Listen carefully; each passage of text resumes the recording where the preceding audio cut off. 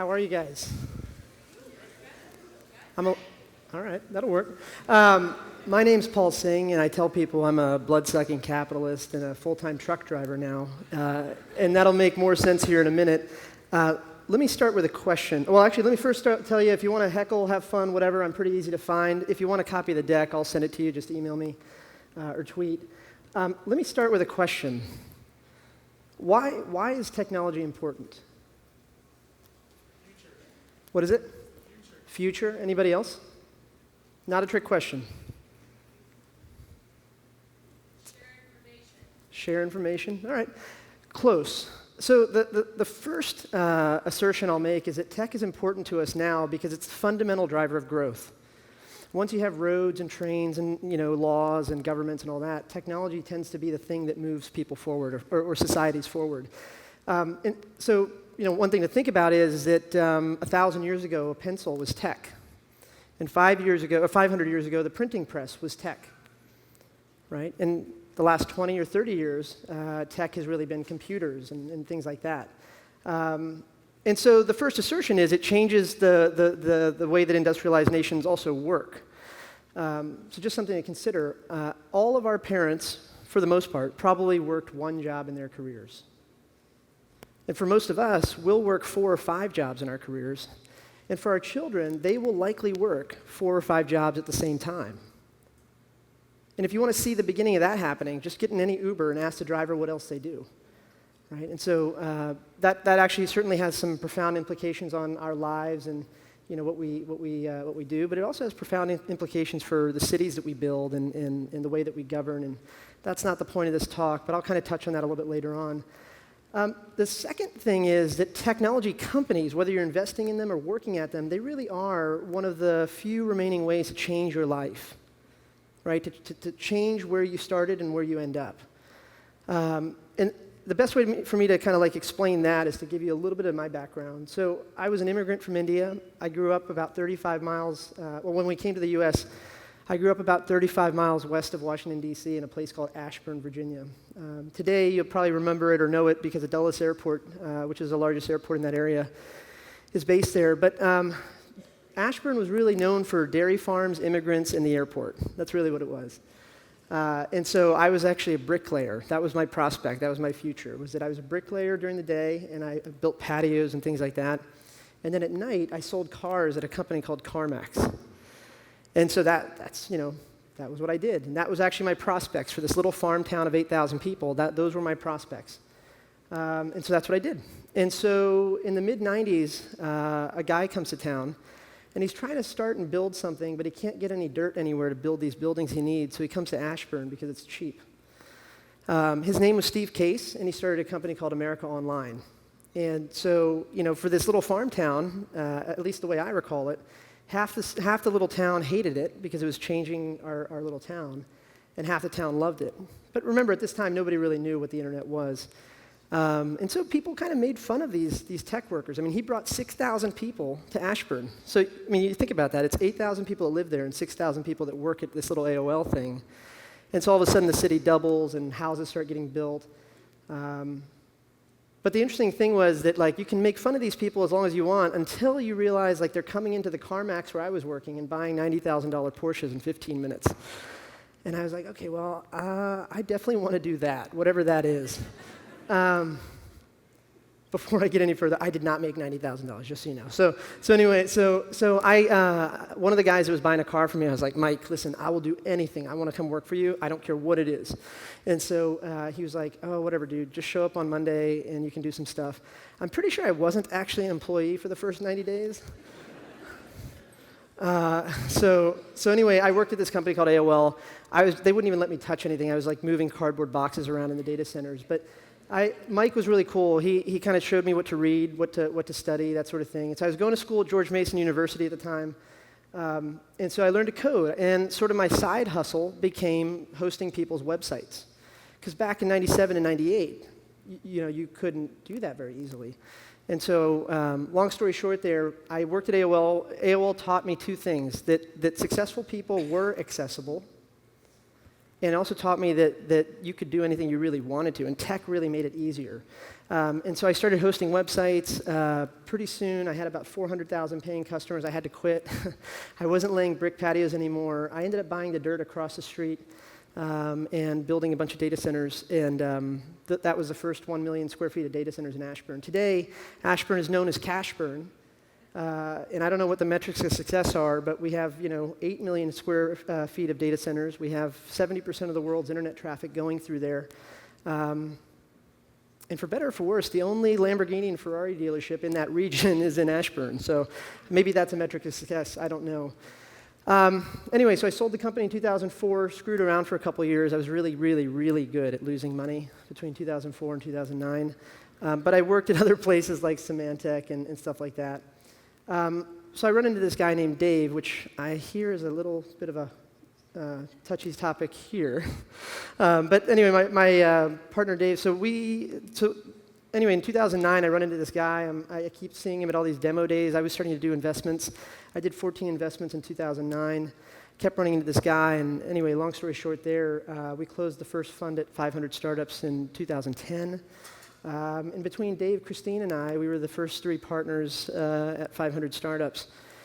Did that for a couple years. 2 years ago, I left and raised another $50 million fund. I'll explain why here in just a minute. And then I've just been still investing now. So anyway, the point is, between my own funds, the 500 funds that I helped raise, and my own angel investing now, we've probably invested in about 1,600 companies across 50 countries. So I left 500, and I was like, one of the things I noticed about the companies we were investing in is that they all clustered. Right? So I was flying around a lot because we had to go find these companies. Our real edge was that we were willing to get on airplanes while most VCs weren't. And so for the last 5 years, I actually flew about 250,000 miles per year. And so, again, the thing was I would invest in these companies in random places. It could be Bangalore, it could be, Lincoln, Nebraska, it could be, Austin, Texas. But what always happened was they would always get together. I don't know why they would do that, but anyway, it turned out we decided we were going to get little offices and put them everywhere so that the companies can hang out. Anyway, when I left 500, one of the things I started to notice was that these venture-funded companies were actually really, really important. Because for better or for worse, when they got together, they actually were buying more food, buying more booze. Their kids were going to better schools, getting more clothes. It started to dawn on me that there was this real economic impact before they ever became successful. And so when I left 500 startups, I took over a little city called Crystal City. And that sounds ridiculous to say out loud. But Crystal City is about 8 million square feet. It's right outside of Washington, D.C. If anybody knows of that area, it used to be called Crystal Shitty. And so the scary part of it was, just quick background on Crystal City. So from 1960 to 1984-ish, it was actually a bunker for civilians. So it was actually an inverted city. It was all underground. It had 3 big holding pens for civilians. So the thought was that if the Cold War ever went real bad, the civilian population would be moved there and put into these large underground holding areas. So in 1984-ish, whenever it was, when the wall came down and the Cold War wound down, they flipped the city and they started building all these buildings. And then all those big holding pens turned into parking garages. They're still there today. You can go park in them. And so here's the problem. So 1980 to 2004-ish, it became the best place to run your defense contracting company. Because of the way the zoning is done in the area, this Crystal City on the north side of this picture, just up that picture there, is the Pentagon. And then right across the river is the White House. And so for Lockheed Martin, Boeing, and Rocketjet, Aerodyne, and all these guys, what's more patriotic than selling missiles looking down at the White House and the Pentagon? And so that's what it was.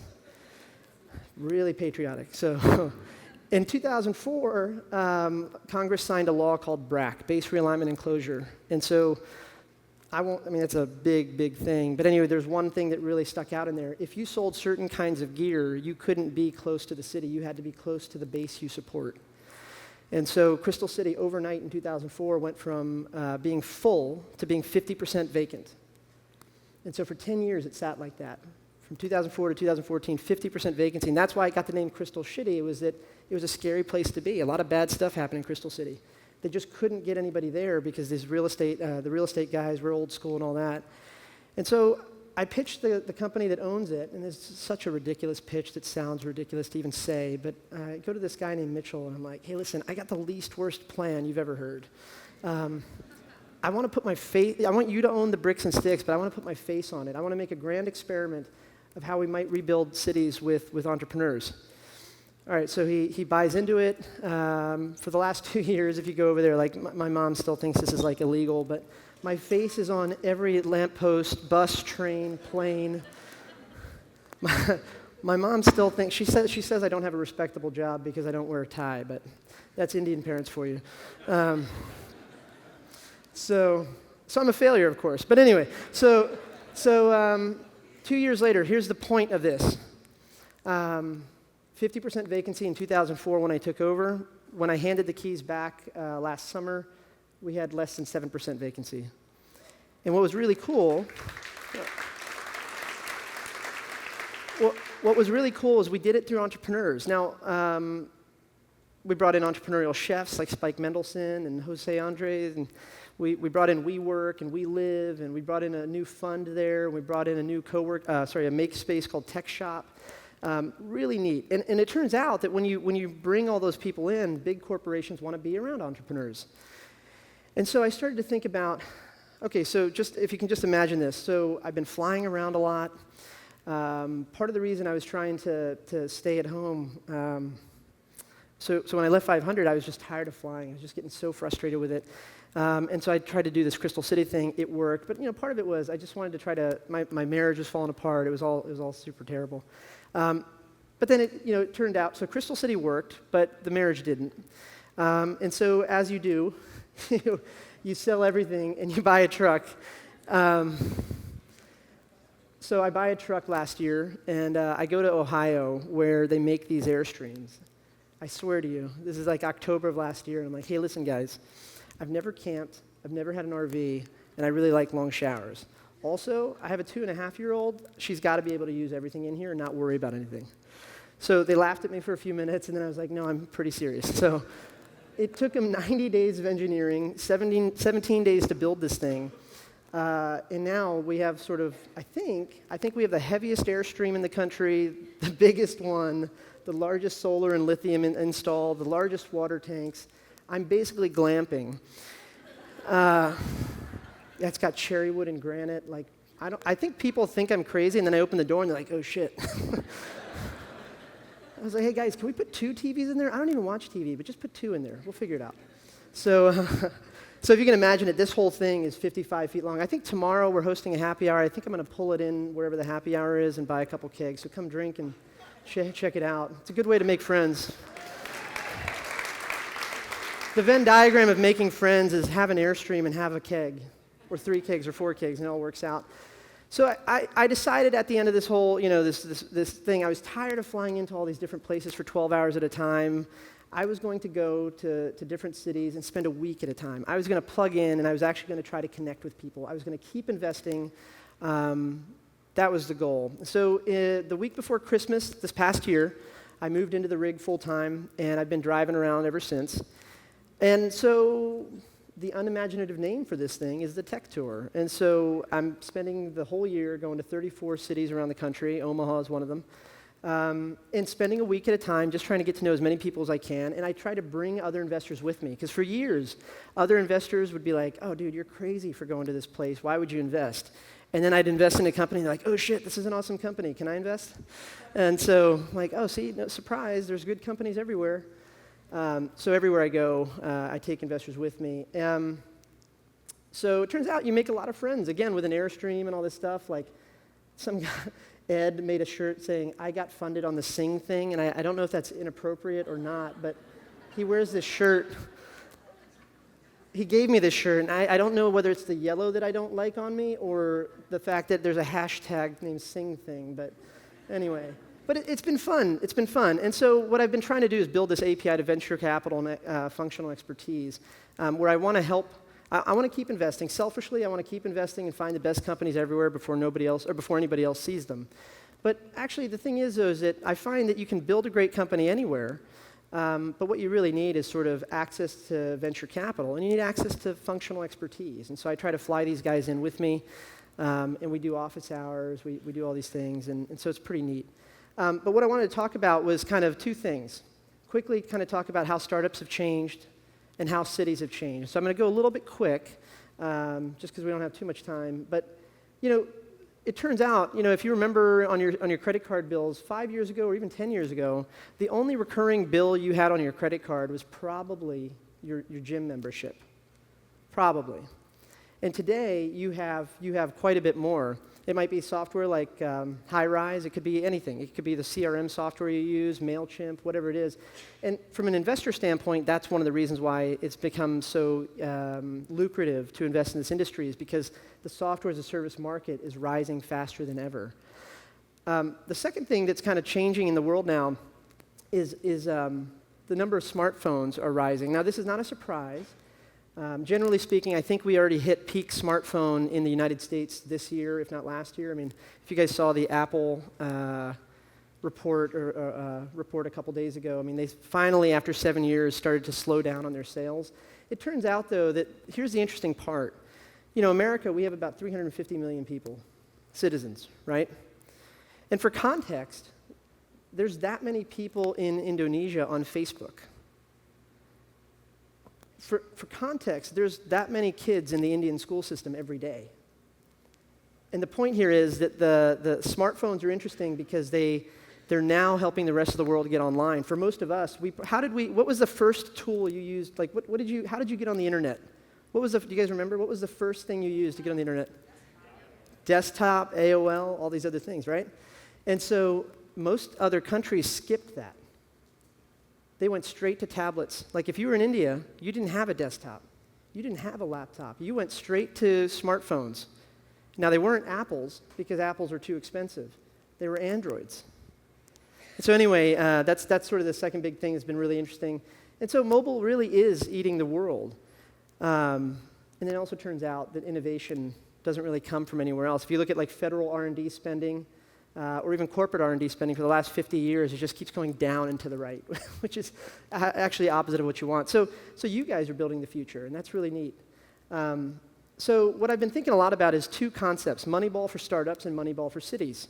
And it's the cities piece that is more interesting to me now, but just quickly talking about the Moneyball for startups piece, and this is really what we kind of pioneered at 500 Startups. Back in the day, people laughed at us for raising our first fund at $30 million, which sounds like a lot of money, but to put it into context, the next smallest fund was like $300 million that year.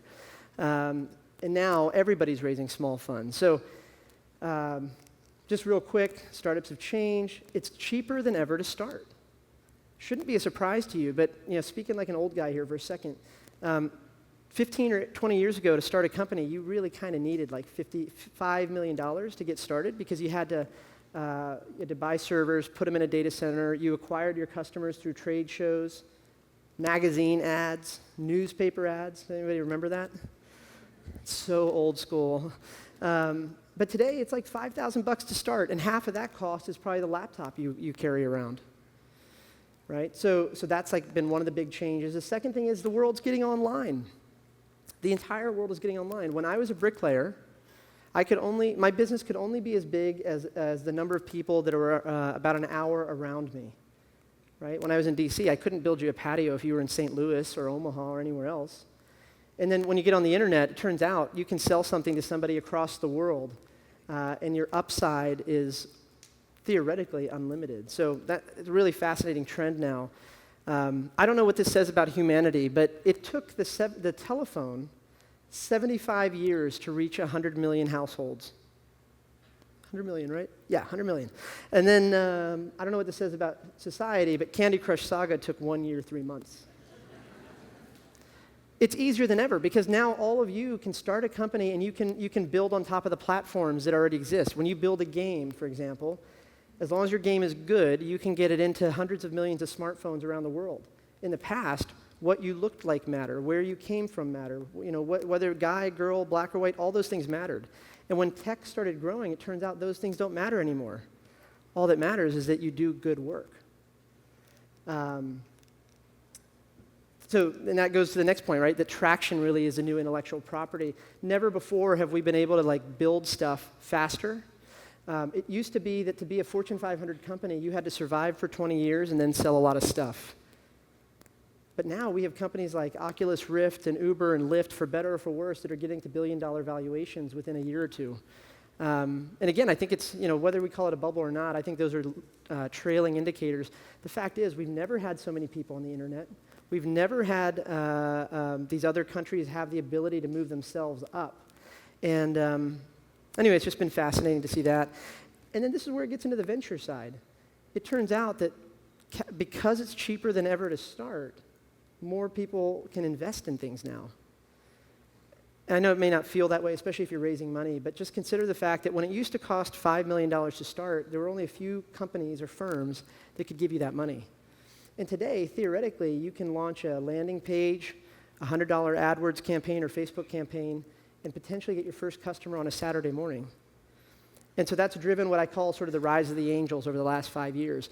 Now, if an angel can only give you $10,000, that's still worthwhile. It's still worthwhile. And the new reality is that money follows founders. I mean, that was really the core thing we did at 500, was that we traveled, right? Whereas other investors said, hey, if they're worth investing in, they'll make their way to our office on the coast, whether it's New York or San Francisco. We were kind of like, well, that doesn't make sense. By the time they've actually gotten to the coast, they don't really need you anymore. The money's a commodity. And so we're flying around. Even today, I mean, if you think about it, it's the same thing I'm doing with the Airstream. It's the rise of the entrepreneurs now. I have to follow you. We actually have a ton of exits in both my personal portfolio and the fund portfolio where I can't say the numbers just because of SEC fund stuff. Turns out those guys in black suits really hate when you talk about financial stuff publicly. But, probably half of the large exits, $500 million or more, didn't even step inside Silicon Valley. We found them somewhere else, and they exited somewhere else, which is really cool. The biggest change, I think, in the startup world is signals. The best thing to kind of talk about, or the best way to explain this is to really talk about an example. So I'm going to just assert, first of all, that transparency is everywhere in the startup world. Okay? But the easiest way for me to explain this concept is to use Wall Street. Does anybody know what this is? Not even the obvious answer? So they're parking lots. So they're Walmart parking lots. It turned out a couple years ago that UBS, which is a very large bank, was very, very good at buying and selling, flipping trades around the quarterly earnings report for Walmart. And then when they went in and got investigated for why they were so good, people were trying to figure out, do they have, inside info, that sort of thing. In the report that they returned, what they actually said was, in addition to all the smart people they have analyzing Walmart, there was this little one-sentence thing in the report, and what they said was, we pay somebody that runs a satellite to take a picture of every Walmart parking lot every hour of every day, and we just count the cars. Does that make sense? It's kind of simple. It's almost like too simple. You don't even want to believe it. But then I have to give you another example. This is pretty close to here, well, relatively speaking. Anybody know what this is? So this is the oil storage facility in Cushing, Oklahoma. It's arguably one of the largest storage facilities in North America, maybe even the Western Hemisphere. When you watch the nightly news and you hear about the price of a barrel of oil, it's oil in that facility. The important thing is that if you know which way the oil is going, onto the market or off the market, you can predict which way the price is going to go.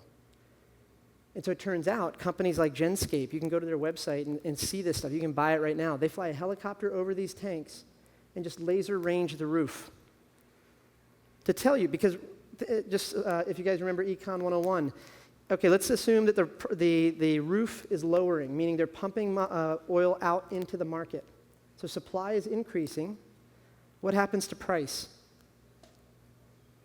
It goes down, right? And the inverse is true too. Now, I promise this has a point. Now, the thing is, it turns out behind the scenes, this is happening all around you. Whether you've gotten car insurance or car loan or any of these things, all these signals are already being used to it, whether or not you realize it. But it turns out, like in the venture world, we've been doing it for years. I would almost call this sort of the dirty secret of venture capital. Dirty is not the right word, but you know what I mean? It's like the thing that nobody ever talks about. It turns out that we don't really need to look at your pitch deck anymore. what we're actually looking to figure out is where are you in relation to your competitors? And all we have to do is figure out directionally where you are. So for example, if you're starting a B2B or B2C company, I'm going to use things like Compete and Alexa to get a rough idea of where your competitors are. And if you're not spending 80% of your time talking about how you're going to beat those numbers, I can't invest, right? Your pitch deck doesn't really matter unless it's actually talking about growing bigger than the competitors. If I don't trust your technical ability, I can just get access to your GitHub account, with permission, of course, and look at the code. Right? And one of the big macro trends in the venture market, I think, has been that for the last 50 years, for the most part, venture capital was a bunch of MBAs, right? People in suits that were managing all these big piles of money. And what's happened, I think, in the last 5 years is the fund sizes have gotten smaller, and now the industry is really staffed with a lot of operators, people that actually built other companies, right? That can actually relate to a founder and understand. So we've been doing it, right? And I think, again, the unspoken thing is that in terms of data, billions of dollars of venture capital per year are invested via data. But the media, when you read the TechCrunches of the world or whatever, you're kind of trained to believe that, like, if the founder was in the right place at the right time, they get funded. If they knew the right person, they get funded, right? But that's just not how the world works. So that's one of the big changes that's happened. Now, this is the part that's more interesting to me now. So we talked about Moneyball for cities, Moneyball for startups. The key thing to understand with Moneyball for startups is it's about doing a lot of little bets and then doubling down on the winners. That is the core idea for Moneyball for startups. And that's what we did at 500 with our funds there. That's what we do with my fund now, and even with my angel investing now. It's just all little bets. Let's just drop 100K into every company, and let's just wait to see what happens, and then we pile drive a couple million into it if it works. Just sounds weird, but that's how it works now. Now, Moneyball for cities. This is a part, again, this will feel unsexy, but I think this has sort of profound implications for you, your children, your cities. Economic development has changed. And fundamentally, the age of the industrial city is over. I mean, look at, you go up and down the Mississippi, for example, and you see a lot of factory towns that aren't doing well anymore. And it's changed because it's now possible to build billion-dollar companies in T-shirts from a couch. And I say that last part there with T-shirts and a couch because it doesn't really matter anymore what you look like. It doesn't matter whether you're black, white, Asian. It doesn't matter whether you went to the right school or not. What matters is, can you do good work? And you can do it from anywhere. I mean, I built my company in a little farm town, right? Now, I'm not saying that there aren't things that might be in your way, but my point is that technology has enabled people to just get around the gatekeepers. And so for cities, what we find, though, is that these people that are using technology, they tend to want to be around each other. So if you just think about it, right, for the last 5 years, 5 years ago, if you started a company, you had to work at the local Starbucks, or you had to work from your house. Today, I mean, just witness the rise of the co-working space. All around the country, we've got co-working spaces. I mean, I was in Lisbon, Portugal, a few weeks ago. They have 40 co-working spaces in Lisbon. And they're full. All of them are full. It's like the new kind of work, which is really interesting. And so what we find, though, when we look at cities, at all these cities, and I can cite all the research if you want to look at the deck, it's all included in there.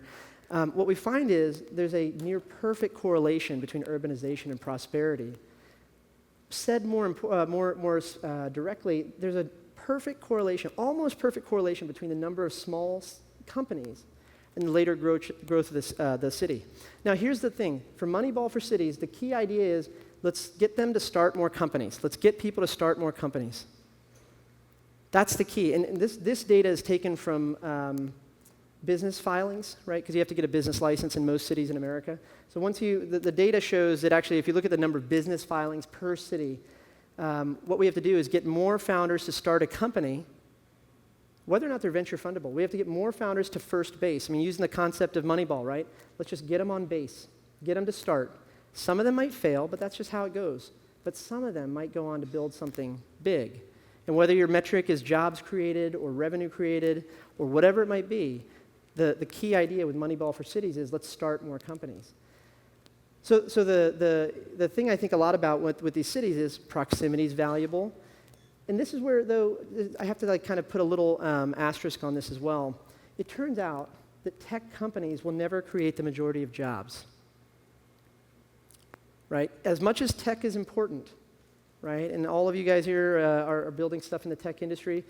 And I would argue, by the way, everything is tech, right? I mean, just find me a bricklayer that doesn't have a smartphone today, and I'll be quiet. But the reality is every industry is tech-enabled.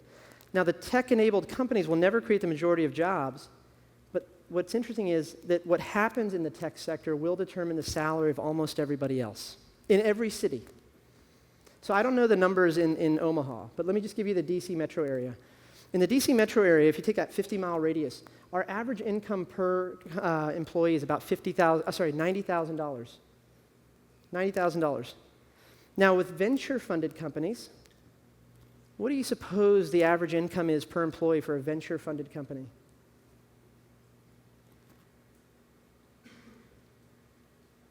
I can't even see you guys, so I don't even know if anybody's out there. So it's 132. It's 132. Now, the tragedy of the startup community is that we kind of glorify being poor. We glorify, like, you know, our image, our mental image of like that startup founder or founding team is they don't shower, you know, whatever. But the reality is they're paid more because they are building something that's important.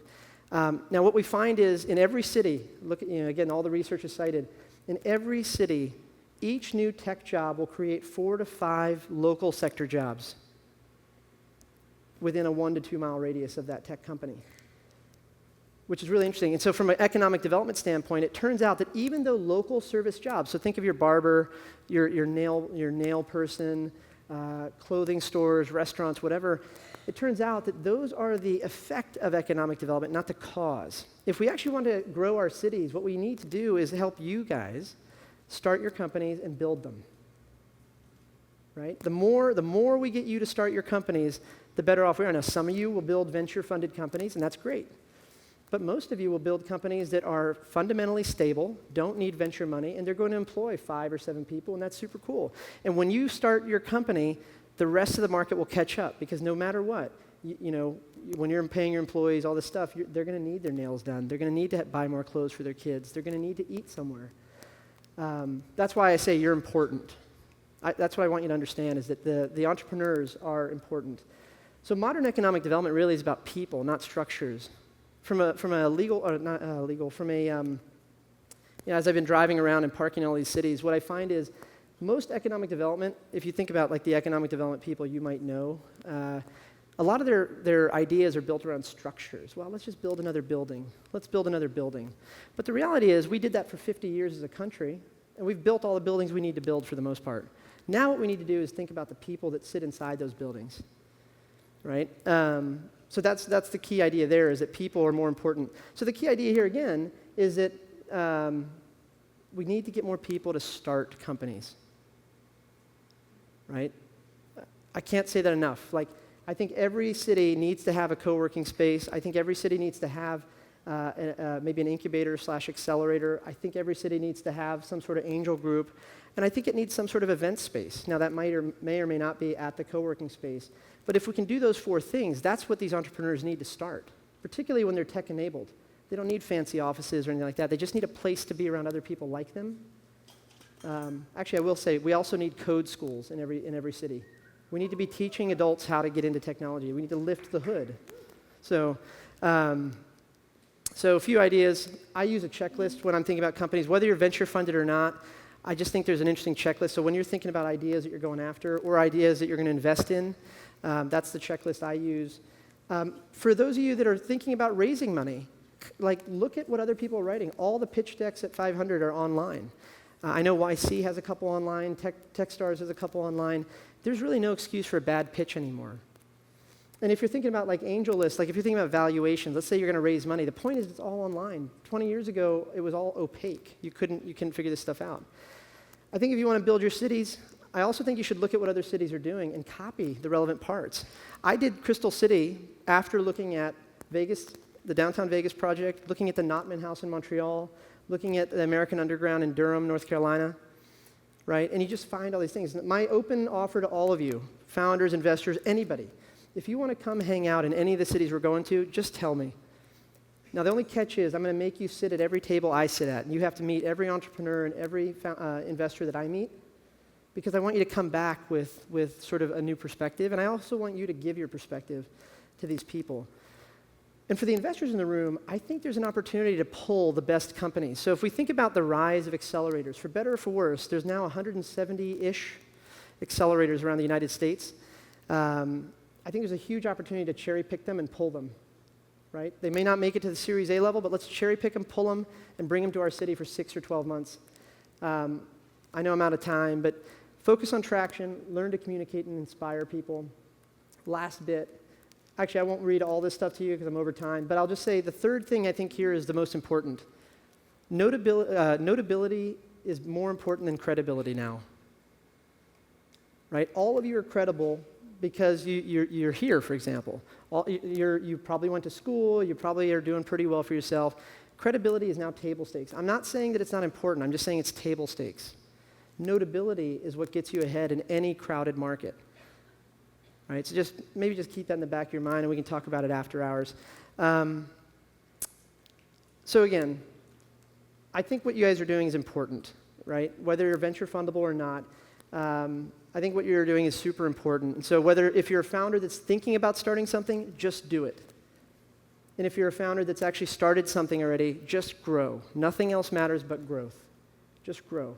So if you want to make the world a better place, again, if you want to make the world a better place, if you're a founder that's already started something, just grow. And if you want to make the world a better place and you have an idea, just start. Everything else will figure itself out.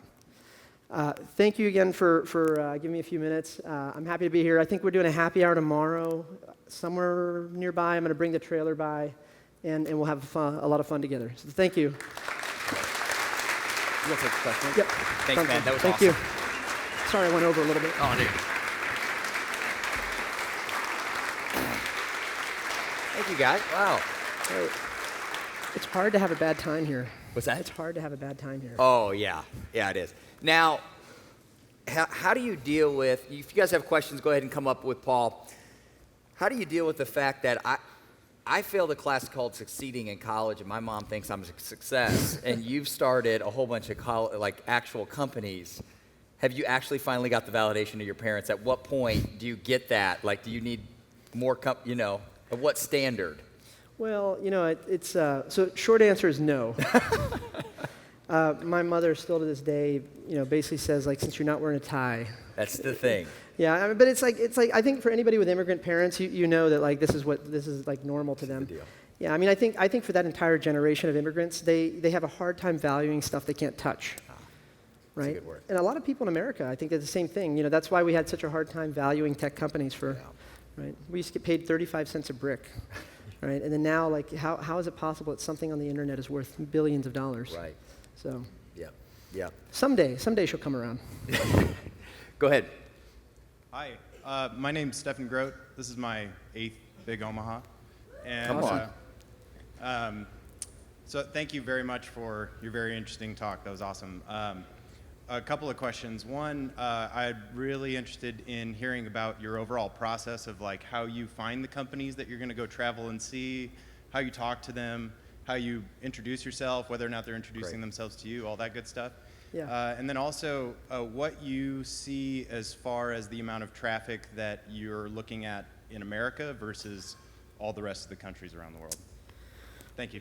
Yeah, you got it. I think, okay, so there are a couple questions in there. I think the first one was how do you meet companies? I like it when founders meet me or come find me or I find the founders. So let me say it a different way. Don't depend on your investors or your investor friends or your lawyer to introduce you to some investor. It just doesn't work that way anymore, right? That being said, like I know it's hard to meet somebody that is new. I would argue that actually, given the size of our portfolio, you're probably no more than 1 or 2 levels of connection away from me or any other investor in the country now. So just use that. For example, I'm just hanging around here the rest of the day and tomorrow, and I want to meet you.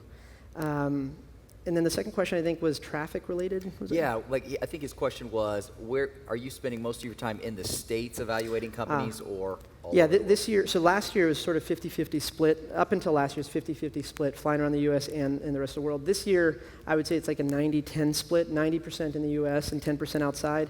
And that's mostly because like I'm driving the Airstream around and hanging out. It's hard to fly that. Yeah. Yeah, it's hard to fly that. Right, that's a difficult. Yeah, shipping companies don't like it. Go ahead. Hi, my name is Corey Green, and I actually am a remote employee for WeWork. So I have a question for you targeted towards your dependence on technology. Do you only invest in technology companies? There's a pretty good constituency here where technology might be enabling the business, but isn't the core business itself. Yeah, so I think the question, if I heard it right, was what kind of companies do I invest in? Is that right? That's right. Is it only technology Yeah, companies so- you invest in? So I tell people that if you acquire your if you acquire your customers on the internet or you service your customers on the internet via the internet, then it's worth looking at from a venture standpoint. Said a different way, like we can't invest, or I can't invest in things where the cost, if you have more than $1 million of R&D cost, meaning you need to develop a new drug or you need to develop like a piece of really expensive hardware, I probably can't fund it just because I don't have enough cash in the fund or personally to do that. Most investors, I think, will tell you things like, oh, we invest in transportation, or we invest in this, or we invest in that. I just don't think that's possible anymore because every industry is tech-enabled now. So again, if you acquire your customers on the internet or you service them via the internet, I'd like to look at it. I think that's it. Hey, Paul, we're running out of time, but Hey, thank you thank so you. much. We appreciate you, man. Go ahead and thank you guys. Thanks, man.